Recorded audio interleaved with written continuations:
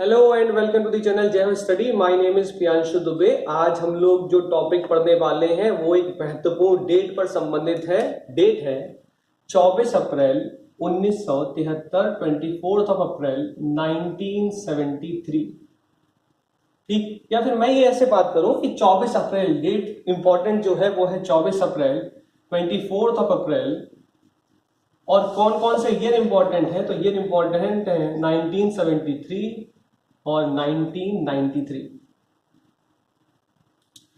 24 अप्रैल 1973 को क्या हुआ? 24 अप्रैल 1973 को केशवानंदन भारती केस के द्वारा सुप्रीम कोर्ट ने एक निर्णय सुनाया। 13 लोगों की बेंच बैठी और उसने एक निर्णय सुनाया, और इस निर्णय के द्वारा यह कहा गया कि भारत के संविधान में संशोधन कर, मतलब सरकार को ये अधिकार है, पार्लियामेंट को ये अधिकार है कि वो संविधान में संशोधन कर सकती है, लेकिन मूल ढांचे को छेड़े बिना। यही है डॉक्ट्राइन ऑफ बेसिक स्ट्रक्चर। और फिर सुप्रीम कोर्ट ने आगे बोला कि अगर कोई भी संशोधन जो संविधान की मूल आत्मा को छेड़ेगा तो सुप्रीम कोर्ट को यह अधिकार है कि वह उस पर पुनर्विचार जुडिशियल रिव्यू कर सकता है। तो आज हमारा टॉपिक है केशवानंदन भारती केस।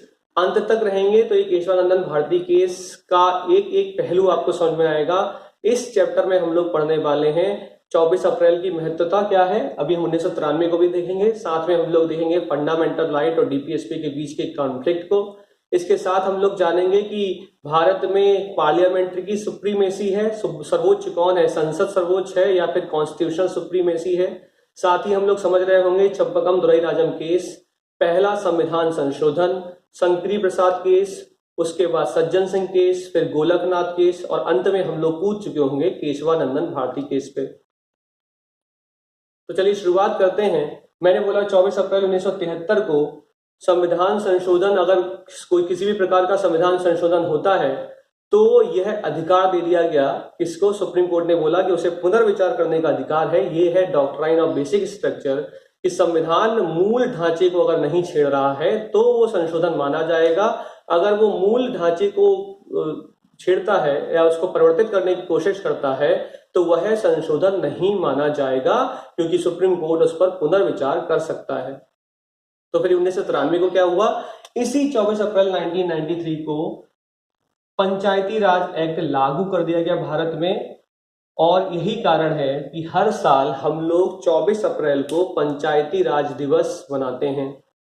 आज से 3-4 दिन पहले 24 अप्रैल को प्रधानमंत्री श्री नरेंद्र मोदी जी ने कॉन्फ्रेंस के जरिए लोगों से, पंचायत की महिलाओं से बात की और कोविड-19 के लिए क्या क्या प्रयास किए जा सकते हैं इस बारे में बताया। आपने टीवी चैनल पे देखा होगा। क्यों किया ये? क्योंकि 24 अप्रैल को ही पंचायती राज दिवस मनाया जाता है। एक तरीके से शक्ति का विकेंद्रीकरण हुआ, डिसेंट्रलाइजेशन ऑफ पावर कर दिया गया। तो 24 अप्रैल में दो महत्वपूर्ण साल हमने देखे, एक तो 1973 केशवानंदन भारती केस और एक 1993 पंचायती राज दिवस या पंचायती राज एक्ट का लागू होना। ठीक है, अब चलते हैं आगे। अब भूमिका बनाई जाए कि आखिर कैसे केशवानंदन भारती केस कहां से कैसे पहुंचे, तो भूमिका बनाते हैं। देखिए भारत में किस तरह की सुप्रीमेसी है। तो पहला पॉइंट हम समझते हैं कि भारत में जो सुप्रीमेसी है वो कैसी है? वो है कॉन्स्टिट्यूशनल सुप्रीमेसी। संविधान सर्वोच्च है, हमारे यहाँ संसद सर्वोच्च नहीं है। ऐसा मैं क्यों कह रहा हूं? क्योंकि संविधान ही संसद को बना रही है। अगर मैं आर्टिकल 79 की बात करूं तो आर्टिकल 79 कहता है कंपोजिशन ऑफ द पार्लियामेंट। और कंपोजिशन ऑफ द पार्लियामेंट में तुम्हें बता चुका हूं, parliament consist of Lok Sabha, Rajya Sabha and president. यही तो संविधान है जो प्रेसिडेंट को भी बना रहा है, प्रेसिडेंट के पद को निर्मित कर रहा है। मैं आर्टिकल 52 की बात करूं तो आर्टिकल 52 कहता है there shall be a president of India. अगर मैं आर्टिकल 124 की बात करूं तो आर्टिकल 124 संविधान का कहता है there shall be a Supreme Court of India. अगर मैं और पदों की बात करूं, चाहे वो पीएम हो, चाहे वो सीएम हो, चाहे वो कोई भी ऐसा चीज जो है, चाहे वो कोई भी कानून हो, ये सब बना कौन रहा है? ये सब संविधान से ही निर्मित हो रहे हैं। फंडामेंटल राइट, मौलिक अधिकारों की बात करूं तो ये कहां से बन रहे हैं? संविधान इनका निर्माण करता है। और ये फंडामेंटल राइट्स हैं क्या? ये हमारे मौलिक अधिकार है, हमारे बेसिक राइट्स हैं। मैंने तुमको बताया कि जब डॉक्टर भीमराव अंबेडकर ने संविधान की संरचना की, संविधान को बनाना शुरू किया, तो प्रारूप समिति के लोग विभिन्न विभिन्न देशों में गए, डॉक्टर भीमराव अंबेडकर विभिन्न विभिन्न देशों में गए, वहां के संविधान में जो जो अच्छा लगा उसको उठाया और मॉडिफाई करके अपने संविधान में रखा। अमेरिका में जाकर बेसिक राइट्स को उठाकर मॉडिफाई करके फंडामेंटल राइट, मौलिक अधिकारों के रूप में भारत के संविधान में भाग 3 में पार्ट 3 के अंतर्गत आर्टिकल 12 से 35 के बीच रख दिया गया। तो पहला पॉइंट तो समझ में आ गया कि भारत में जो सर्वोच्चता है वो संविधान की है, संसद की नहीं है, क्योंकि संविधान ही सब कुछ बनाता है, संविधान ने ही संसद को भी बनाया हुआ है। तो ये पहला पॉइंट अपने दिमाग में क्लियर रखें। चलें आगे की तरफ बढ़ते हैं। मैं बात कर रहा हूं नंबर 2 पॉइंट। एक पहला हमने पक्ष सुन लिया कि संविधान की सर्वोच्चता है, मतलब संविधान ही सब कुछ है। दूसरे पक्ष पे आते हैं। दूसरा पक्ष है फंडामेंटल राइट और डीपीएसपी का पक्ष। जैसा कि मैंने बोला, फंडामेंटल राइट वो मौलिक अधिकार, वो अधिकार हैं जो आपको दैनिक जीवन में दिए जाते हैं। क्या है अभी थोड़ी देर में समझते हैं। भाग 3 संविधान के पार्ट 3 में आर्टिकल 12 से 35 तक फंडामेंटल राइट्स के बारे में जानकारी दी गई है। उसी क्रम में भाग 4 में पार्ट 4 में राज्य के नीति निर्देशक तत्व या फिर हम कहें directive principles of state policy, article 36 से 51 तक लिखे हुए हैं। आखिर इन दोनों में अंतर क्या है? वास्तविकता में देखा जाए तो लड़ाई इसी की है केशवानंदन भारती केस में कि सर्वोच्च कौन है, सर्वोच्च मौलिक अधिकार है कि डीपीएसपी है। इसी का बहस मुद्दा इसी का चल रहा है। तो यहां पर हम पहुंचने वाले हैं। तो पहले समझते हैं फंडामेंटल राइट क्या है, फिर समझते हैं डीपीएसपी क्या है, फिर समझते हैं लड़ाई क्या है। फंडामेंटल राइट जैसा कि मैंने बोला भाग 3 में है। कहां से कहां तक है? आर्टिकल 12 से 35 के बीच में है। कौन कौन से मौलिक अधिकार हैं? पहला, राइट टू इक्वलिटी, समानता का अधिकार। कहां से कहां तक? आर्टिकल 14 से 18। समानता का अधिकार मतलब राइट, आर्टिकल 14 कहता है right to equal protection of law and equality before laws. कानून के समक्ष सब समान है, चाहे वो कोई भी हो, किसी भी जाति का हो, किसी भी स्तर का हो, चाहे अमीर हो चाहे गरीब हो, सबके लिए कानून एक समान है। आर्टिकल 15 कहता है prohibition of discrimination on the ground of religion, race, caste, sex और प्लेस ऑफ बर्थ। किसी भी व्यक्ति को उसके धर्म, जाति, उसके जन्म के स्थान, उसके कुल या उसके लिंग के आधार पर भेदभाव नहीं किया जाएगा, चाहे कुछ भी हो जाए। इसी प्रकार आर्टिकल 16 है, इक्वल अपॉर्चुनिटीज की बात करता है, 17 है, 18 है, ये राइट टू इक्वलिटी के अंतर्गत आते हैं। ठीक है। इसके बाद 19 से 22 आता है right to freedom. Right to freedom, स्वतंत्रता का अधिकार। कहां से? आर्टिकल 19 से 22 के बीच।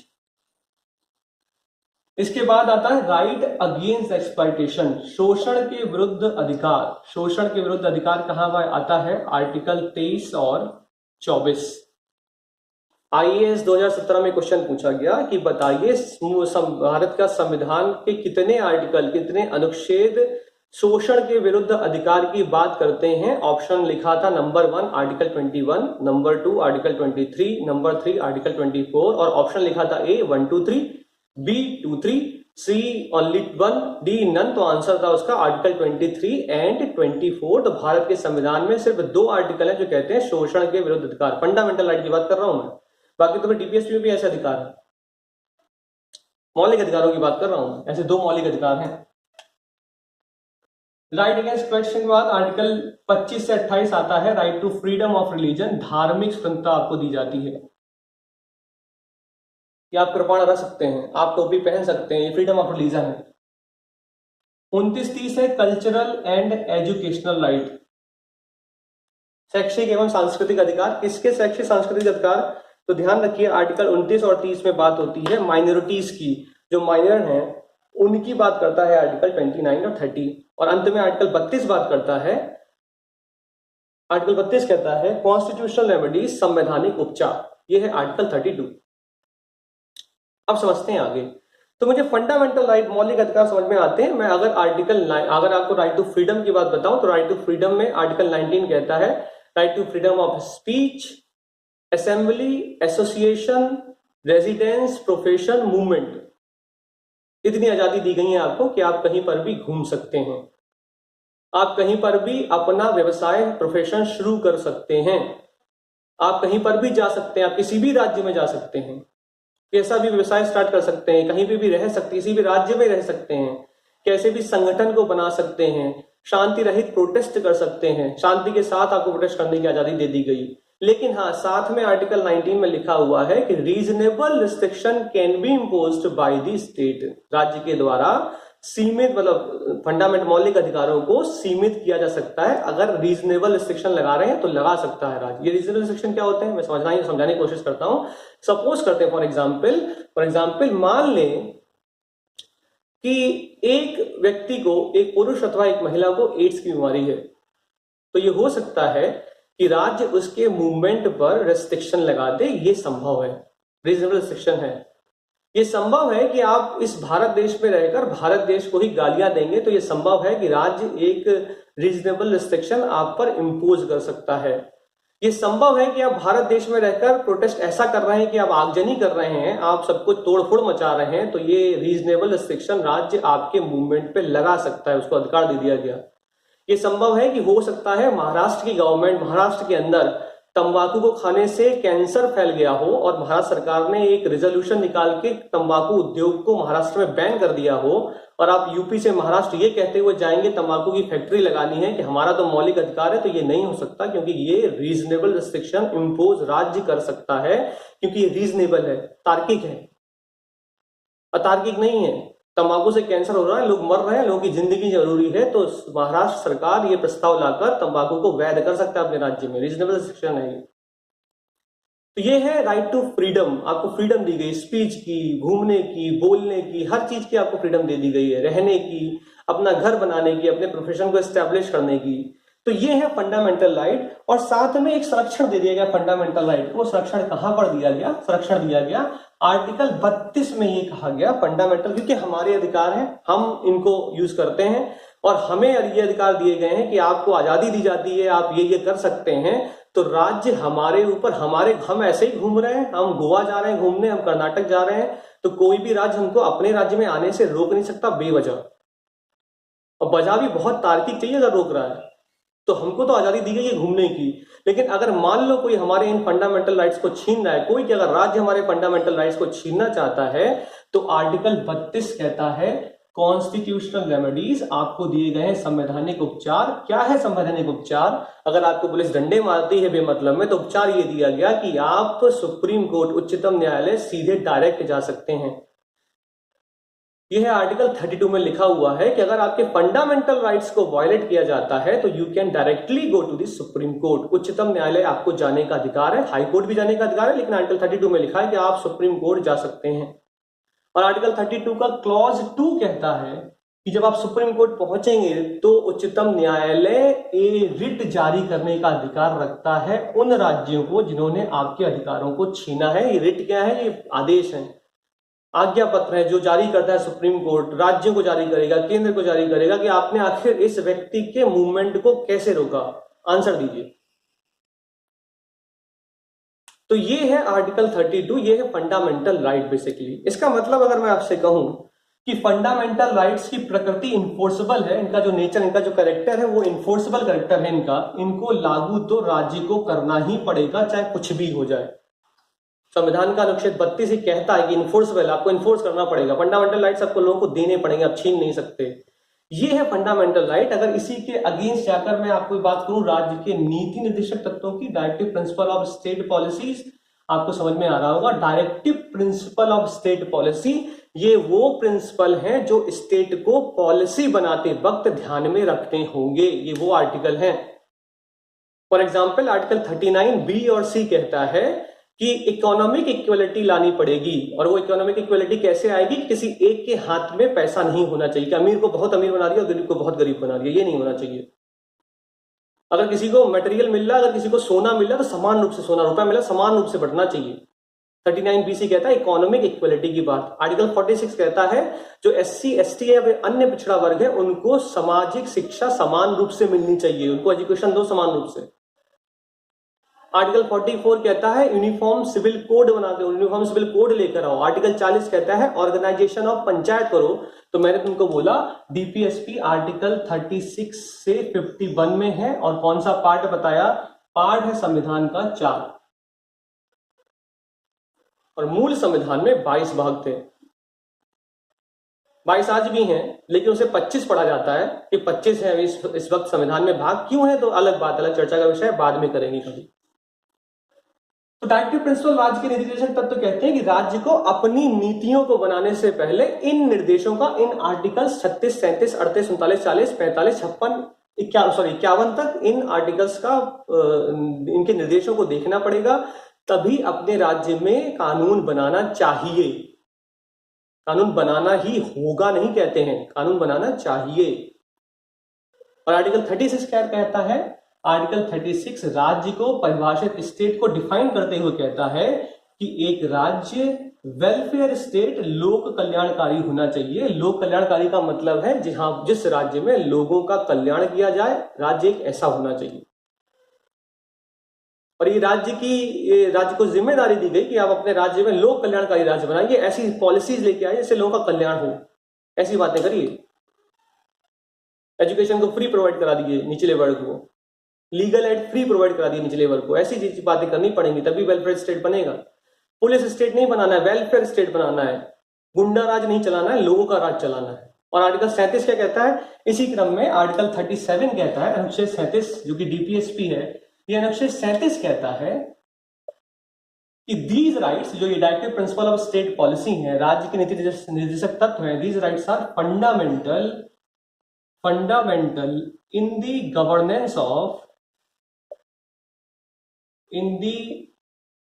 Governance of state. राज्य के शासन को सुचारू रूप से चलाने के लिए यह डीपीएसपी आवश्यक है, फंडामेंटल है, मूल है ये। और यही आर्टिकल 37 का क्लॉज 2 कहता है कि यह जो आर्टिकल है ये नॉन इन्फोर्सेबल कैरेक्टर के हैं। मैंने क्या बोला? मौलिक अधिकार लागू करे जाएंगे राज्य के द्वारा, जबकि डीपीएसपी लागू किए भी जा सकते हैं और नहीं भी किए जा सकते हैं, क्योंकि आर्टिकल 37 कहता है नॉन इन्फोर्सेबल कैरेक्टर के हैं। का मतलब अगर ये आपसे छीने जाएंगे, फॉर एग्जाम्पल डीपीएसपी आर्टिकल 40 क्या कहता है? पंचायतों का गठन करो। तो संविधान में जब पंचायती राज एक्ट नहीं आया था, उससे पहले भी पंचायतों के गठन की बात कही गई थी, लेकिन ये राज्यों की स्वेच्छा के ऊपर था कि राज्य अगर चाहे तो पंचायती राज बनाए और ना चाहे तो ना बनाए।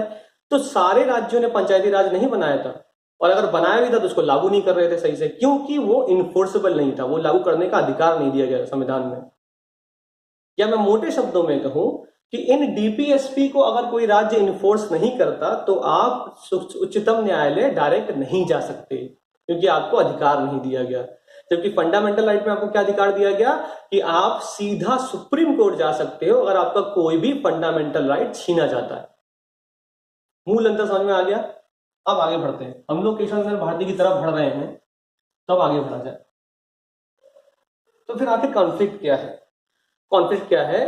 देखो, देश आजाद हुआ, देश बहुत संघर्षों के बाद आजाद हुआ। ऐसा नहीं हुआ कि देश बहुत आसानी से आजाद हुआ। जितनी ये आजादी महात्मा गांधी की है उतनी ही ये आजादी सुभाष चंद्र बोस की भी है। जितनी आजादी मेरी है उतनी ही आजादी तुम्हारी भी है। जितनी आजादी एक निचले वर्ग की है उतनी ही आजादी एक उच्च वर्ग की, मैं उल्टा कहता हूं, जितनी आजादी ये अमीर की है उतनी ही ये आजादी गरीब की भी है। जितनी आजादी ये पुरुष की है उतनी ही ये आजादी एक महिला की भी है, बच्चे की भी है, बुजुर्ग की भी है। और अगर सबकी आजादी है तो हर कोई आजाद होने के बाद क्या सोचता होगा कि एक बार अगर आजादी मिल गई है तो कुछ ना कुछ तो उत्थान होगा। किस प्रकार का उत्थान होगा? मैं बात कर चुका कि महिला सोचती होगी कि मेरे को सरकार के द्वारा ऐसे कानूनों के द्वारा ऐसे कानून संरक्षण प्रदान किए जाएंगे जिससे मैं भी सड़क पर बाहर निकलूं और घूम सकूं, मेरे को भी साड़ी के पल्लू से छुटकारा मिल पाए। और बुजुर्ग क्या सोचता होगा कि मेरे को भी संरक्षण प्रदान किया जाएगा। वह सोचता होगा मुझे भी साइंस एंड टेक्नोलॉजी की बातें करवाई जाएंगी, मुझे शिक्षा दी जाएगी, देश में कुछ अच्छा होने वाला है। एक गरीब सोचता होगा कि वो अमीर के पास, मतलब अमीर के स्तर तक पहुंचेगा, ये गरीब सोचता होगा। तो ये आजादी सबकी है, और जब आजादी सबकी है तो जवाहरलाल नेहरू ने कॉन्स्टिट्यूएंट असेंबली में जब कॉन्स्टिट्यूएंट संविधान सभा ने संविधान बनाना शुरू किया तो वहां पर उद्देशिका की बात करी, अपना एक ऑब्जेक्टिव रेजोल्यूशन बताया, और ये ऑब्जेक्टिव रेजोल्यूशन यही सब बातें करता था कि SC/ST को स्तर को बढ़ाया जाए, महिलाओं के स्तर को बढ़ाया जाए, वुमेन एम्पावरमेंट की बात की गई, बुजुर्गों की बात की गई, जवान लोगों की बात की गई, हर किसी तबके की, हर किसी वर्ग की बात की गई, और यही ऑब्जेक्टिव रेजोल्यूशन भविष्य में चलकर भारत के संविधान की प्रियम्बल प्रस्तावना बन गया। और इस प्रस्तावना का एक पॉइंट लिखा हुआ है, क्या पॉइंट लिखा था उस प्रस्तावना में? लिखा है इक्वलिटी ऑफ, कैसी इक्वलिटी? इक्वलिटी दो तरह की दे दी गई कि equality of status as well as opportunity. कैसी इक्वलिटी? समानता की बात कर रहा है, equality of status as well as opportunity, सबको समान अवसर प्रदान किए जाएं, सबको समान प्रतिष्ठा प्रदान की जाए, गरीब गरीब ना रह जाए और अमीर ऐसा ना हो कि इतना अमीर होता जाए कि वो गरीब को देख ही नहीं पा रहा, गरीब वहीं पे पड़ा हुआ। इस कॉन्सेप्ट पर एक्चुअली में कांग्रेस जब सत्ता पर आएगी 26 जनवरी 1950 भारत का संविधान लागू कर दिया जाएगा। और क्योंकि जवाहरलाल नेहरू के ऑब्जेक्टिव रेजोल्यूशन में ये बातें लिखी हुई हैं कि equality of status and opportunity, तो जवाहरलाल नेहरू की सरकार, क्योंकि केंद्र में भी जवाहरलाल नेहरू की सरकार है और राज्यों में भी कांग्रेस ही कांग्रेस छाई हुई है, पूर्ण बहुमत से जवाहरलाल नेहरू संसद के अंदर बैठे हुए हैं, तो जवाहरलाल नेहरू का पहला काम है कि लैंड रिफॉर्म, भूमि सुधार और लैंड सीलिंग के जरिए किसानों को न्याय प्रदान किया जाए, क्योंकि अब तक भारत में किसानों की दुर्दशा हो रखी है, जमींदारों के कब्जे में है किसान, और इन किसानों के अगर स्टेटस को अपलिफ्ट करना है तो हमें क्या करना पड़ेगा? हमें लैंड भूमि सुधार और लैंड सीलिंग के जरिए इनके स्टेटस को सुधारना पड़ेगा। कैसे सुधारेंगे? भूमि सुधार के अंतर्गत और लैंड सीलिंग के अंतर्गत जमींदारों की जमीनों को अधिग्रहण करना शुरू कर दिया गया और लोगों, जो गरीब किसान है, उनको बांटना शुरू हुआ। कहां हाहाकार मची होगी? जमींदारों के ग्रुप में हाहाकार मच चुकी है, क्योंकि उनकी जमीनें छीनी जा रही हैं। तो जब उनकी जमीनें छीनी जा रही हैं, तो जमीनें छीनी जा रही हैं तो कुछ ना कुछ बवाल होगा। बवाल कैसे होगा? मैं आपको बता रहा हूं कि जैसे ही ये संविधान लागू हुआ तो कुछ राज्यों ने DPSP को, राज्य के नीति निर्देशक तत्वों को, बहुत सीरियसली लिया। तो मद्रास ने क्या किया? मद्रास एक कानून लेकर आया। वो कानून क्या था? उस कानून के जरिए उसने निचले तबके के लोगों को, जो दलित हैं, जो परेशान हैं, जिनको सप्रेस किया गया, उनको रिजर्वेशन, आरक्षण की बात की। किसमें? शिक्षा में। शिक्षा में आरक्षण देंगे। अच्छा, जैसे ही मद्रास ने ये बात करी कि शिक्षा में हम आरक्षण प्रदान करेंगे, तुरंत एक केस जो बहुत ज्यादा चर्चा में उस वक्त आ गया, सुप्रीम कोर्ट में मामला पहुंच गया। केस का नाम था चंपकम दुरईराजन।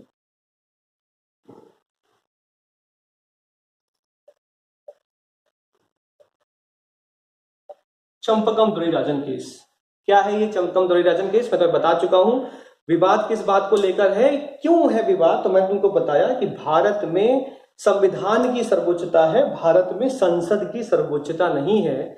संविधान सर्वोच्च है और संविधान कहता है कि fundamental rights are enforceable and DPSP are non enforceable. ये तो इन्फोर्स करी जाएंगे सुप्रीम कोर्ट के द्वारा, ये नहीं की जाएंगी। और चंपकम दुरईराजन ने क्या आर्ग्यूमेंट किया है? इनके वकील ने आर्ग्यूमेंट ये हो चुका है कि जो आप आरक्षण प्रदान कर रहे हो निम्न श्रेणी को एजुकेशन में, वो आर्टिकल 15 जो कि एक फंडामेंटल राइट है, इसके अगेंस्ट है। आर्टिकल 15 क्या कहता है? Prohibition of discrimination on the ground of religion, race, caste, sex और प्लेस ऑफ बर्थ।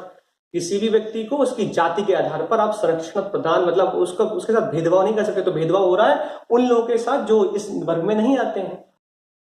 और वो पहुंच गए सुप्रीम कोर्ट कि आपने एक तरफ तो DPSP का सहारा ले लिया, आर्टिकल आप 46 का सहारा ले रहे हो। यहां पर लिखा है आर्टिकल 46 DPSP है, ये राज्य के निदेशक तत्व कहते हैं। आर्टिकल 46 कहता है कि SC/ST के एजुकेशन के स्तर को सुधारा जाए, उनको शिक्षा प्रदान की जाए। इसको तो आप देख रहे हो, चंपकम दुरईराजन केस में कहा जा रहा है, लेकिन आप इसको नहीं देख रहे हो, आर्टिकल 15 को।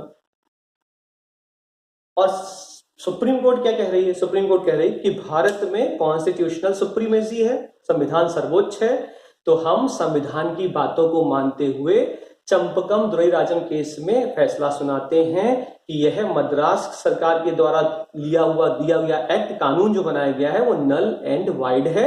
सुप्रीम कोर्ट कहता है कॉन्स्टिट्यूशनल सुप्रीमेसी है, इसलिए फंडामेंटल राइट्स को ध्यान में रखा जाएगा, DPSP को ध्यान में नहीं रखा जाएगा। सर्वोच्च कौन हो गए? Fundamental right. अभी ये मामला खत्म नहीं हो रहा, क्योंकि पंडित जवाहरलाल नेहरू का सपना है, इक्वलिटी, समानता की बात उन्होंने अपनी प्रेमबल में की हुई है, वो गरीबों को ऊपर उठाना चाहते हैं। उसे आप राजनीतिक पक्ष, एक राजनीतिक पंच भी कह सकते हैं, आपको जो अच्छा लगे, लेकिन वो चाहते हैं कि उनके प्रेमबल में जो equality of status and opportunity की बात की है, अगर उसको करना है तो ये सारे कानून जो मद्रास ने एक्ट बनाया या जो अन्य राज्य एक्ट बना रहे हैं, इनको सुप्रीम कोर्ट के द्वारा गिराया जाना ठीक नहीं है। लेकिन कैसे बचा जाए, क्योंकि कॉन्स्टिट्यूशन सर्वोच्च है, सुप्रीम कोर्ट ने जो निर्णय दिया वो संविधान को सोच कर दिया है, तो इंटरफेयर कैसे करेगी सरकार। तो सरकार ने क्या किया, सरकार, पार्लियामेंट को पावर है कि वो संविधान को संशोधित कर सकता है। तो 1951 में पहला संविधान संशोधन, फर्स्ट कॉन्स्टिट्यूशनल अमेंडमेंट हुआ। 1951 में पहला एक्ट, कानून पारित हुआ, और इसके द्वारा क्या कहा गया, इसके द्वारा कुछ परिवर्तन किए गए। क्या परिवर्तन कर दिए गए,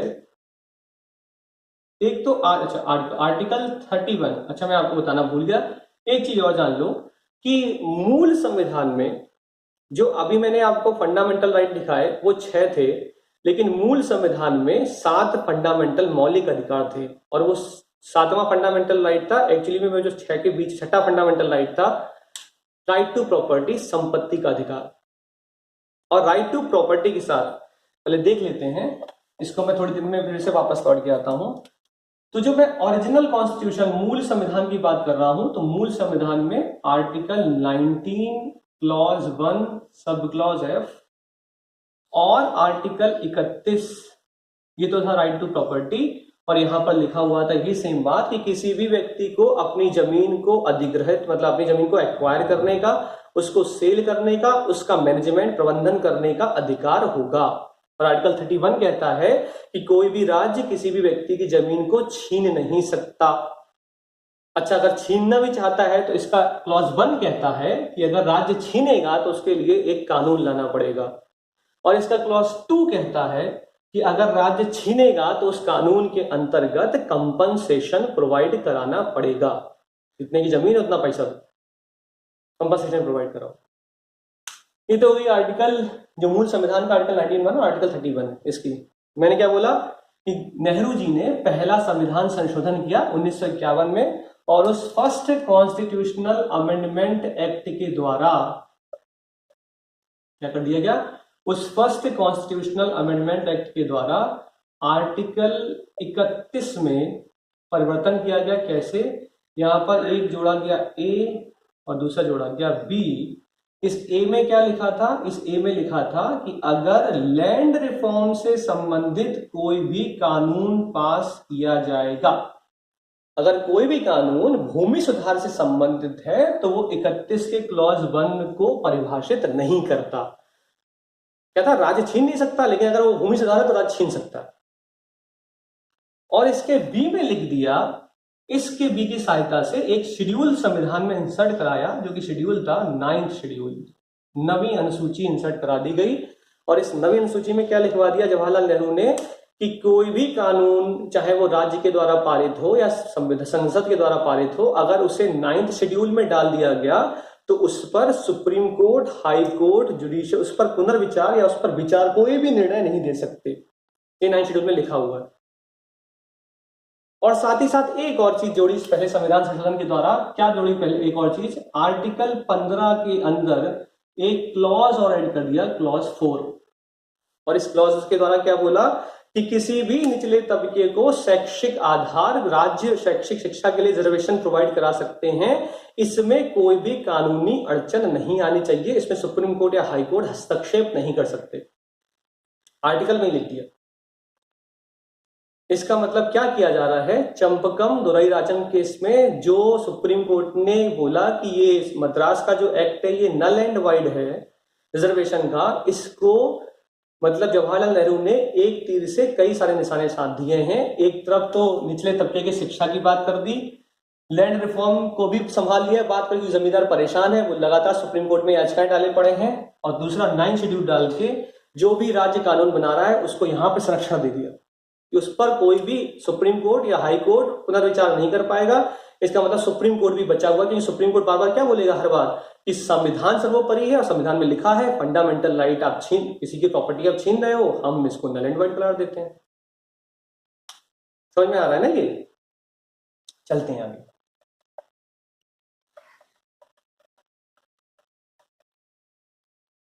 तो जैसे ये पहला संविधान संशोधन कंप्लीट हुआ, जैसे ही पहला संविधान संशोधन हुआ, आर्टिकल 31 में ए और बी क्लॉज जोड़ दिए गए, नवा शेड्यूल जोड़ दिया गया, हाहाकार मची और एक और सुप्रीम कोर्ट में वाद दाखिल कर दिया गया और वो बात था शंकरी प्रसाद केस 1951 में ही।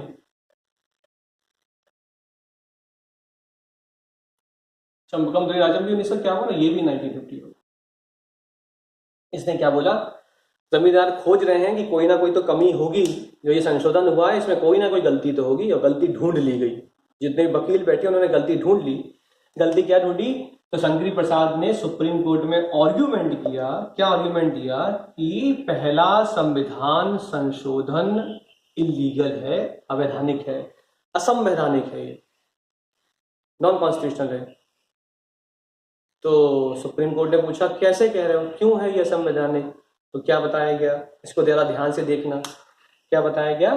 बताया गया, देखो इसको समझने से पहले एक चीज और देखनी पड़ेगी तुम्हें, उसको जरा सा समझ, हल्का सा एक छोटा सा चीज वो समझ लेते हैं। दो आर्टिकल को लेकर जनरली बहस, एक तो फंडामेंटल राइट और डीपीएसपी को लेकर तो बहस चल रही है, सर्वोच्च कौन है। इसके साथ ही दो आर्टिकल को लेकर बहस चल रही है, एक है आर्टिकल 13 और एक है आर्टिकल 368। आर्टिकल 13 में क्लॉज पड़े हुए हैं, क्लॉज 1, क्लॉज 2, ये आर्टिकल 13 में पड़े हुए हैं। क्लॉज 3 है ना, संशोधन का क्लॉज 4 भी पड़ा। क्या क्लॉज पड़े हैं आर्टिकल 13 में? क्लॉज 2 कहता है कि राज्य जो स्टेट है, और ये राज्य कौन कौन हो सकता है, राज्य केंद्र भी हो सकता है, राज्य तो स्टेट है ही, जिला भी हो सकता है, पंचायत, मतलब राज्य को परिभाषित किया गया है आर्टिकल 12 में कि राज्य हर चीज हो सकती है। तो कोई भी राज्य फंडामेंटल राइट को सीमित नहीं कर सकता। आप फंडामेंटल राइट के ऊपर रिस्ट्रिक्शन नहीं, सीमित नहीं कर पाओगे उसको। ये राज्य को चेतावनी दी गई कि आप फंडामेंटल मौलिक अधिकारों को सीमित करने का अधिकार संसद को नहीं दिया गया।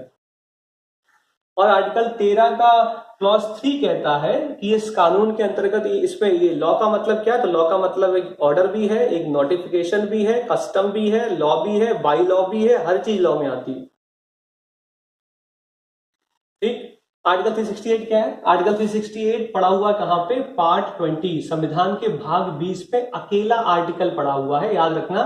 संविधान के भाग 20 में अकेला आर्टिकल 368 पड़ा हुआ है। ये क्या बात करता है? ये बात करता है संशोधन की, कि संविधान में संशोधन की प्रक्रिया क्या है, किस प्रकार संशोधन करेंगे। ये फिर कभी चर्चा की जाएगी कि संविधान में संशोधन की प्रक्रिया क्या है। मैं मोटे तौर पे बताता हूं कि संविधान में संशोधन सिंपल बहुमत, साधारण बहुमत से भी हो सकता है, विशेष बहुमत से भी हो सकता है, या फिर 1/2 राज्य अपनी एसेंट दे दें तब भी हो सकता है। तो ये बात कभी फिर करेंगे, अभी नहीं। तो ये समझ में आ गया आर्टिकल 13 में क्या लिखा, आर्टिकल 368 में क्या लिखा। अब अपने वापस से उस पॉइंट पर लौट के आते हैं कि शंकरी प्रसाद केस में क्या कहा। शंकरी प्रसाद केस में आर्ग्यूमेंट दिया गया सुप्रीम कोर्ट में कि क्योंकि पहला संविधान संशोधन, फर्स्ट कॉन्स्टिट्यूशनल अमेंडमेंट एक्ट, ये एक्ट का कानूनी तो है, ये कानून है, और ये पहला संविधान संशोधन फंडामेंटल राइट को सीमित कर रहा है, रेस्ट्रिक्ट कर रहा है, सीमित कर रहा है। इसलिए क्यों सीमित कर रहा है? तो क्या सुप्रीम कोर्ट, तो क्यों? क्योंकि आर्टिकल 13 क्या कहता है? आर्टिकल 13 का क्लॉज 2 कहता है कि कोई भी कानून फंडामेंटल राइट्स को सीमित नहीं कर सकता, क्योंकि ये संविधान ने हमको पावर दे, आर्टिकल के अंतर्गत हमको संरक्षण दे रखा है। तो शंकरी प्रसाद केस में वकील कह रहा है कि क्योंकि पहला संविधान संशोधन भी एक कानून है और हमको अनुच्छेद 13 में संरक्षण प्राप्त है, कोई भी फंडामेंटल राइट को सीमित नहीं किया जाएगा, तो फिर इस पहले संविधान संशोधन को नल एंड वॉइड करार क्यों नहीं दिया जाना। बात तो सही है, क्योंकि सुप्रीम कोर्ट तो हमेशा कॉन्स्टिट्यूशन के आधार पर चलता है कि कॉन्स्टिट्यूशन की सुप्रीमेसी है, अगर संविधान ने कुछ कहा तो हम इसको मानेंगे। सुप्रीम कोर्ट को लगा वैलिड पॉइंट है, सुप्रीम कोर्ट ने केंद्र सरकार के पास जवाब मांगा कि जवाब दीजिए। केंद्र सरकार ने जवाब दिया। जवाब क्या दिया केंद्र सरकार ने? केंद्र सरकार ने जवाब दिया कि देखिए आर्टिकल 13 के लिखा हुआ, आर्टिकल 13 में जो कानून परिभाषित है, जो रूल ऑफ लॉ, जो लॉ की बात की गई है, और जो आर्टिकल 368 में कानून है, उन दोनों का आपस में संबंध नहीं है। ये दोनों अलग अलग प्रक्रियाएं हैं, ये दोनों एक दूसरे के समक्ष समान नहीं है। मतलब डायग्राम देखने की कोशिश करते हैं, शायद डायग्राम समझ में आ जाए। मतलब संघवी प्रसाद क्या कह रहे हैं कि ये है आर्टिकल 13 और इसके अंदर ये है आर्टिकल 368 का मतलब article 368 is subset of article 13।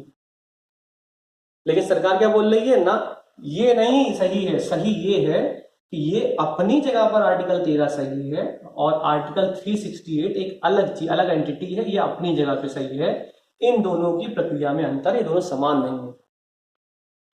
और जब केंद्र ने जवाब लगाया तो सुप्रीम कोर्ट ने इसी केंद्र के जवाब को मानते हुए संघवी प्रसाद के इस पॉइंट को इलीगल करार दे दिया कि नहीं, जो सरकार कह रही है वो सही है, 13 और 368 में कोई संबंध नहीं है, तो सरकार को ये अधिकार है कि वह फंडामेंटल राइट को संशोधन के द्वारा सीमित कर सकती है, क्योंकि इसमें संबंध ही नहीं, अलग है दोनों प्रक्रिया।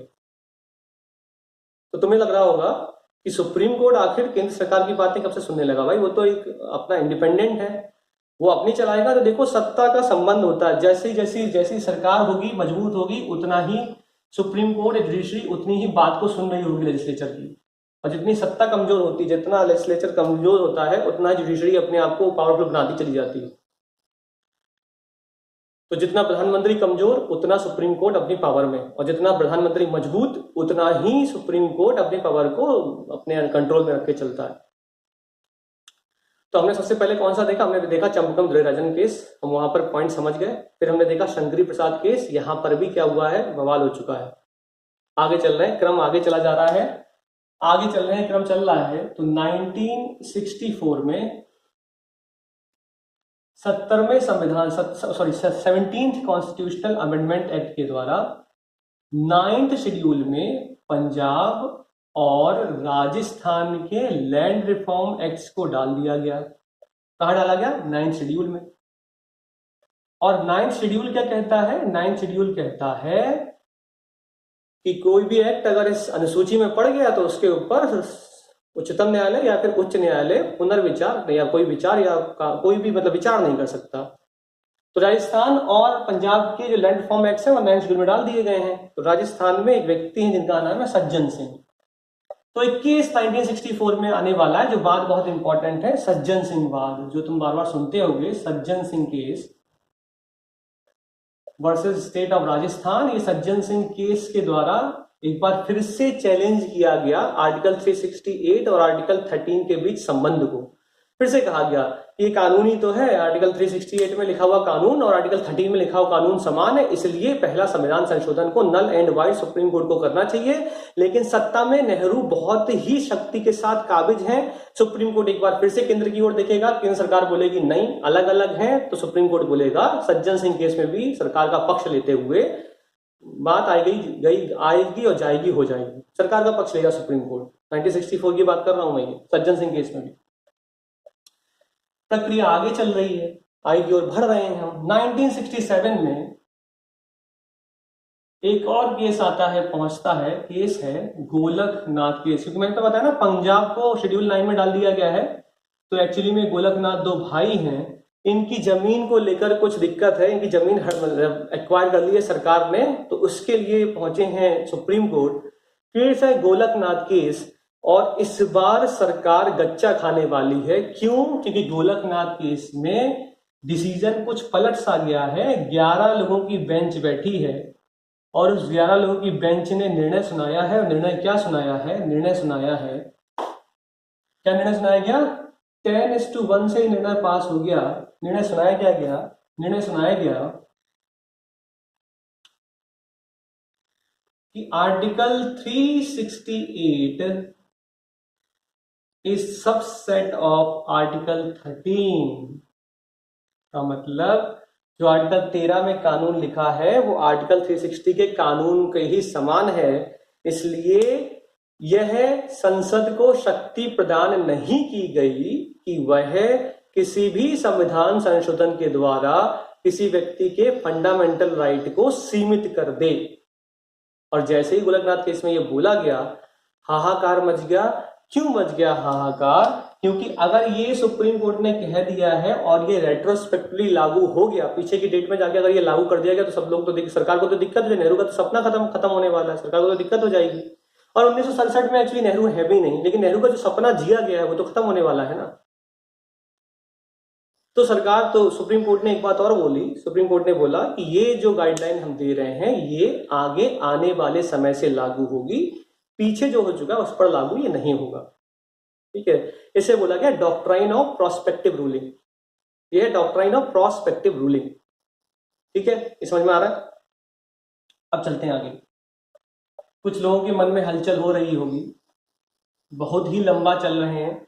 देखो ये टॉपिक तब तक समझ में नहीं आएगा, पढ़ने को तो कोई भी पढ़ सकता है कि सच Keshavananda Bharati case doctrine of basic structure की बात करता है, संविधान के मूल ढांचे की बात करता है, संविधान की आत्मा की बात करता है और बेसिक स्ट्रक्चर तुम जान लोगे। लेकिन जब तक आप इस कहानी से चलते हुए नहीं आ रहे हो तब तक क्रोनोलॉजी को बनाना बड़ा संभव सा होता है। मैं अब तक चंपकन गुरुराजम आपको बता चुका हूं 1951, उसके बाद मैंने आपको बताया क्या शंकरी प्रसाद केस, उसके बाद मैंने सज्जन सिंह केस बताया, उसके बाद मैंने बताया गोलकनाथ केस 1967। तो एक बात दिमाग में जरूर चिपक गई होगी कि सर एक बात समझ में नहीं आ रही कि 1951 में सरकार के पक्ष में सुप्रीम कोर्ट ने फैसला दे दिया। ये बात तो तब भी वही थी जो 1967 में हुई। 1951 के शंकरी प्रसाद केस में भी सरकार के पक्ष में फैसला सुना दिया गया। 1964 के सज्जन सिंह के केस में भी सरकार के पक्ष में फैसला सुना दिया गया। तो फिर 1967 में ऐसा क्या हुआ कि गोलकनाथ के केस तक आते आते सरकार के फैसले के विरोध में मतलब सुप्रीम कोर्ट बात करने लगा और बोला कि ना अब तक जो हुआ सब गलत। तो मैंने आपको शुरुआत में बोला कि सत्ता जब कमजोर होती है, अगर प्रधानमंत्री कमजोर होगा तो उस वक्त सुप्रीम कोर्ट अपनी ताकत दिखा रहा होता है। और उस वक्त प्रधानमंत्री कुर्सी पर कौन बैठा हुआ है? गूंगी गुड़िया बैठी है कुर्सी पर 1967 में, और उस गूंगी गुड़िया का नाम है इंदिरा गांधी। तो ये कहानी पहले थोड़ा पीछे से जाके समझते हैं कि 1967 में आखिर क्या कंडीशंस हैं जिनके बाद ये गोलकनाथ केस में ऐसे सब कुछ हो गया। तो कंडीशन समझने की कोशिश करते हैं। 1962 का दौर है, 1962 का दौर है, भारत चाइना के बीच युद्ध छिड़ गया है और प्रधानमंत्री हैं JL नेहरू। इंडिया के प्रधानमंत्री हैं JL नेहरू। और JL नेहरू का हमेशा से चाइना को सपोर्ट एक पॉजिटिव पक्ष है, पता नहीं क्यों था, लेकिन था कि JL नेहरू हमेशा चाइना को सपोर्ट करते थे। भावनात्मक रूप से उनका जुड़ाव क्यों था ये किसी को नहीं पता, लेकिन उनको विश्वास था कि चाइना कभी भारत पर अटैक नहीं करेगा। लेकिन एक छोटे से टुकड़े के पीछे चाइना ने भारत पे चढ़ाई कर दी और मुंह की खानी पड़ी भारत को। जब मुंह की खानी पड़ी तो ऐसा कहा जाता है कि पंडित जवाहरलाल नेहरू इस सदमे को सह नहीं पाए और इस सदमे को ना सहने की वजह से उनकी हो गई है 1964 में डेथ। और जब उनकी डेथ हो गई तो कांग्रेस में एक लड़ाई होने वाली है, किंग मेकर उभर के आने वाला है। जब कांग्रेस PM की डेथ हो गई है तो अब ये लड़ाई होने वाली है कि आखिर कौन बनेगा प्रधानमंत्री, कांग्रेस का कैंडिडेट कौन होगा प्राइम मिनिस्टर का। किंग मेकर का जन्म हो चुका है। कौन है ये किंग मेकर? अगर मैं तुमसे बोलूं कि किंग मेकर्स, अगर तुमने पढ़ा होगा कि औरंगजेब के मरने के बाद जब बहादुर शाह प्रथम गद्दी पर बैठा और उसके बाद जब जहांगीर शाह गद्दी पर बैठा, जिसे लंपट मूर्ख कहा गया, इसके बाद जो फर्रुखशियर गद्दी पर बैठा, ये एक्चुअली में किंग मेकर्स की सहायता से ही गद्दी को पकड़वाया था। वो दो भाई थे ना, अब्दुल्ला खान और हुसैन अली खान। यहां पर भी किंग मेकर पैदा होने वाला है। उस किंग मेकर का नाम क्या है? उस किंग मेकर का नाम है के कामराज। तुम नागराज को ज्यादा अच्छा है, नागराज नहीं, डस लिया इन्होंने। किसको डसा इन्होंने? ये के कामराज है, नागराज नहीं है। इन्होंने डसा किसको? इन्होंने डसा है मोरारजी देसाई को। और ये मोरारजी देसाई कौन है? तो पंडित जवाहरलाल नेहरू की कैबिनेट में वित्त मंत्री रह चुके हैं मोरारजी देसाई। ये मोरारजी देसाई कौन है? वह नेता जो मुंबई का मुख्यमंत्री रह चुका है। ये मोरारजी देसाई वही व्यक्ति है जो ब्यूरोक्रेट्स भी रह चुका है। गुजरात के गोधरा में डिप्टी कलेक्टर रह के आ चुका है, अपना पद रिजाइन कर चुका है और तब से सक्रिय राजनीति में पार्टिसिपेट कर रहा है। कांग्रेस का गद्दावर नेता मोरारजी देसाई पंडित जवाहरलाल नेहरू के मरने के बाद प्रधानमंत्री के पद के लिए सबसे काबिल व्यक्ति, लेकिन प्रधानमंत्री नहीं बन पाए। क्यों? मैंने कहा इन्होंने डस लिया। इनको कैसे डस लिया? कामराज को लगता है कि अगर मोरारजी देसाई सत्ता पर बैठ गए आके तो कामराज की नहीं चलेगी, फिर इनकी चलेगी। प्रोएक्टिव, बहुत प्रोएक्टिव व्यक्ति हैं ये हर चीज अपने हिसाब से चलाते हैं और इनकी कोई सुनेगा नहीं। तो ये इनको सत्ता ना देकर एक ऐसे व्यक्ति को सत्ता देंगे जो सीधा है, साधारण है, सिंपल रहता है, सिंपल ही हर चीज। इनका नाम है लाल बहादुर शास्त्री। छोटे कद के व्यक्ति धोती और कुर्ते में रहते हैं, पैसे की कोई लालसा नहीं, एकदम सिंपल जीवन व्यतीत करने वाले इस व्यक्ति को भारत का प्रधानमंत्री पंडित जवाहरलाल नेहरू के मरने के बाद घोषित कर दिया गया। और जो ही ये भारत के प्रधानमंत्री बने, आपको जानकर आश्चर्य होगा, डॉक्टर लाल बहादुर शास्त्री का ऐसा कोई नाम नहीं था उससे पहले। 1964 से पहले लाल बहादुर शास्त्री का कोई भी नाम नहीं। इवन प्रधानमंत्री के बनने के बाद भी लोग उनकी कैबिनेट के अपने लोग उनकी हंसी उड़ाते थे, ये क्या चलाएंगे प्रधानमंत्री की कुर्सी। प्रेस कॉन्फ्रेंस में लोग टॉन्टिंग कर रहे होते थे सामने से बैठ के, आ गए, टॉन्टिंग चल रही होती थी। एक लाल बहादुर शास्त्री एक प्रेशर से गुजर रहे होते थे। लेकिन 1965 में युद्ध हुआ। किसके मध्य युद्ध हुआ? भारत पाकिस्तान के बीच में युद्ध हुआ और उस युद्ध में लाल बहादुर शास्त्री ने अपनी डिसीजन मेकिंग के दम पर भारत को जीत हासिल करवा दी। तब लोगों को लाल बहादुर शास्त्री में एक परिपक्व नेता दिखाई दिया और लाल बहादुर शास्त्री का एक नारा फेमस हो गया। उस नारे का नाम था जय जवान जय किसान। ध्यान होगा तुमको, जय जवान जय किसान। क्यों कहा गया जय जवान जय किसान? भारत फेमाइन से गुजर रहा था, युद्ध हो चुके थे, अनाज की कमी थी, अमेरिका अपनी अकड़ दिखा रहा था। तो पंडित लाल बहादुर शास्त्री ने जनता से ये उम्मीद की और स्पीचेस में अपनी बोला कि मैं चाहता हूं कि सप्ताह के एक दिन, खासकर सोमवार को, लोग व्रत रखें। क्या सप्ताह के एक दिन व्रत रखें? इससे क्या होगा? अनाज की बचत होगी। जो अनाज हमको बड़ी मुश्किल से मिल रहा है उस अनाज को हम बचा पाएंगे। और बॉर्डर पे जो सैनिक लगा है उसके सम्मान में बोला जय जवान जय किसान। जय जवान, जवान के लिए सम्मान, और किसान मतलब किसान के लिए सम्मान। तो 1964 के बाद सत्ता में आने के बाद लाल बहादुर शास्त्री एकदम से फेमस हुए। फेमस हो ही पाए थे, ताशकंद पहुंचे उज्बेकिस्तान में, समझौते पर साइन कर रहे हैं और कहा जाता है उनको हार्ट अटैक पड़ा और दिल के दौरे के पड़ने से उनकी वहां पर मृत्यु हो गई। ये संदिग्ध हालातों में मृत्यु हुई है। किसी का कहना है कि यूएसएसआर की एक संस्था है, इसका नाम है KGF, उस संस्था के द्वारा षड्यंत्र रचते हुए लाल बहादुर शास्त्री को इंदिरा गांधी के कहने पर मरवाया गया। ये एक अलग विचार करने की चीज है, बहुत लंबी कहानी है। कभी मौका मिले तो अमेजॉन प्राइम पे या किसी भी जगह पे ताशकंद फाइल एक मूवी है, उसको देख सकते हैं। ये अपने विचार है, ये व्यक्तिगत विचार है। किसी को लगता है कि मार दी गए, किसी को लगता है खुद मर गए, क्योंकि उनको हार्ट अटैक कोई ये पहली बार नहीं पड़ा था, इससे पहले भी हार्ट अटैक पड़ चुका था। तो एक बार फिर से कांग्रेस में वैक्यूम क्रिएट हो गया, लाल बहादुर शास्त्री की डेथ हो गई और एक बार फिर से किंग मेकर पैदा हो चुके हैं। कौन है किंग मेकर? मैंने क्या बताया था, कौन है? के नागराज, कामराज, एक्चुअली कामराज के कामराज है किंग मेकर। और एक बार फिर से एक काबिल व्यक्ति सामने खड़ा है जिसका नाम क्या है? मोरारजी देसाई। सबसे काबिल, सबसे योग्य व्यक्ति है मोरारजी देसाई कांग्रेस के अंदर। और कामराज को अब तो इनको प्रधानमंत्री बनाना पड़ेगा, क्योंकि पिछली बार किसी प्रकार से तो लाल बहादुर शास्त्री के नाम पे लिए मना लिया मोरारजी देसाई को, लेकिन अब मोरारजी देसाई को मनाना बहुत मुश्किल होगा।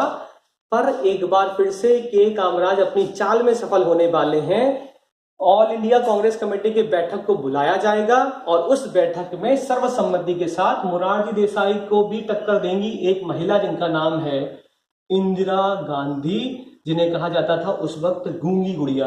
कुछ बोलती नहीं थी, चुप रहती थी, परिपक्व नहीं थी, राजनीति का कोई परिभाषा अभी तक पता नहीं थी, ऐसा लोगों को लगा। ये जब आप आगे सुनोगे तो आपको समझ में आएगा, शायद राजनीति की सबसे ज्यादा समझ किसी को थी, जिसने राजनीति को सही मायने में अच्छे से प्रयोग किया है, वो थी इंदिरा गांधी। लेकिन उस वक्त इनका नाम था गूंगी गुड़िया। और ये किसने दिया? कामराज का कहना था ये गूंगी गुड़िया एक लड़की है, कुछ बोलती नहीं है, जैसा मैं कहूंगा, जैसा मैं पढ़ाऊंगा वैसा ये पढ़ेगी और ये वैसा ही करेगी। मेरी किसी चलने वाली, कामराज की चलेगी। ये अड़ गए, बोले ना इस बार प्राइम मिनिस्टर बनूंगा मैं। तो ऑल इंडिया कांग्रेस कमेटी की बैठक बुलाई गई।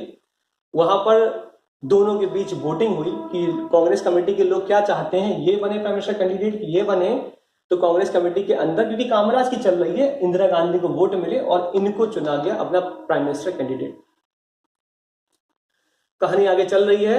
चुनाव 1967 में हम लोग पहुंच चुके हैं और उस चुनाव के दौरान प्राइम मिनिस्टर कैंडिडेट के रूप में इंदिरा गांधी प्रधानमंत्री के पद पर काबिज हो गई हैं। ये बात अलग है कि कांग्रेस को 283 सीटें मिली हैं। जिस कांग्रेस को 350 सीटें मिला करती थी वो 283 पर सिमट गई है और कई राज्यों में कांग्रेस अपनी सत्ता खो चुकी है। लेकिन इसमें प्राइम मिनिस्टर हैं Indira Gandhi, deputy prime minister हैं मोरारजी देसाई और फाइनेंस मिनिस्टर भी हैं मोरारजी देसाई। उनको भी पद दे दिया कि ज्यादा उछले ना। समझते चलना धीमे धीमे, कहानी आगे बढ़ रही है। 1967 में इंदिरा गांधी जो सत्ता पर पहुंच चुकी हैं, तो अब्राहम लिंकन ने बोला है, क्या बोला है कि व्यक्ति को जब शक्ति दी जाती है तो वो चरित्र शो कर देता है, अपना करेक्टर दिखाएगा। इंदिरा गांधी जब तक शक्ति में नहीं थी, शांत थी, शक्ति जैसे ही मिली अपने करेक्टर पर आई हैं, राजनीति का पूरा प्रयोग किया, परिपक्व होती चली जाए, मैच्योर हो रही है समय के साथ। और मैच्योर होते होते इंदिरा गांधी को एक बात तो समझ में आ गई कि मेरे सामने जो दो लोग खड़े हैं पिलर बन के, जो मेरा रास्ता रोक रहे हैं, वो है एक तो मोरारजी देसाई और एक कामराज, और दूसरा है भारत का सुप्रीम कोर्ट। याद करो, मैंने बोला था गोलकनाथ का केस 1967, क्योंकि सरकार कमजोर थी इसलिए सुप्रीम कोर्ट ने निर्णय क्या दिया, गोलकनाथ केस में पलट दिया निर्णय। जो पहले निर्णय था उनको पलट डाला सारा का सारा। और उस वक्त कौन है प्रधानमंत्री? इंदिरा गांधी। सत्ता मिल चुकी है, चरित्र दिखाने के लिए बहुत ज्यादा लालायित है इंदिरा गांधी। इंदिरा गांधी इतनी लालायित है कि 1967 के बाद 1967 में प्रेसिडेंट उस वक्त हैं, इनका नाम है जाकिर हुसैन। और तुम्हें पता होगा कि जाकिर हुसैन की प्रेसिडेंट रहते हुए जब मृत्यु हो गई तो 1969 में, 1967 में चुनाव हुआ, इसका अगला चुनाव 1972 में होने वाला है। 1969 में जब 1967 में जाकिर हुसैन प्रेसिडेंट बने और 1969 में जब जाकिर हुसैन की मृत्यु हो गई तो उपराष्ट्रपति पद पर थे उस वक्त बीबी गिरी। तो ये क्या बन गए जब जाकिर हुसैन की मृत्यु हुई तो ये बन गए प्रेसिडेंट। क्योंकि संविधान कहता है, आर्टिकल 70 बोलता है कि प्रेसिडेंट का पद, अगर प्रेसिडेंट का पद खाली होता है तो उस दशा में उपराष्ट्रपति राष्ट्रपति के तौर पर कार्य करेगा। ये आर्टिकल 70 में लिखा हुआ है। हाँ, एक शर्त लगा दी गई कि कोई भी राष्ट्रपति का पद 6 महीने से अधिक खाली नहीं रह सकता, चुनाव 6 महीने के अंदर करना पड़ेगा। तो जब बीबी गिरी राष्ट्रपति बन रहे हैं, मतलब केयर टेकर प्रेसिडेंट हैं एक तरह से देखा जाए तो प्रेसिडेंट का चुनाव लड़ा गया। और जब प्रेसिडेंट का चुनाव हुआ तो प्रेसिडेंट के चुनाव में के कामराज, जो कि कांग्रेस के अध्यक्ष हैं, इनकी सहमति से कांग्रेस ने अपना प्रेसिडेंट उतारा। प्रेसिडेंट के चुनाव के लिए रूलिंग पार्टी का कैंडिडेट था नीलम संजीव रेड्डी। ये नीलम संजीव रेड्डी ये रूलिंग पार्टी के प्रेसिडेंट कैंडिडेट पद पर उतार दिए गए। लेकिन इंदिरा गांधी के दिमाग में कुछ और ही खिचड़ी पक रही है। वो खिचड़ी क्या है? इंदिरा गांधी नहीं चाहती कि ये प्रेसिडेंट के पद पर बैठे। इंदिरा गांधी का कैंडिडेट जो इंदिरा गांधी चाहती, जो कुर्सी पर बैठे, उसका नाम है वी गिरी। तो ऐसा कुछ किताबों में लिखा मिलता है कि इंदिरा गांधी और वी गिरी के बीच कुछ साठ-गांठ हुई है।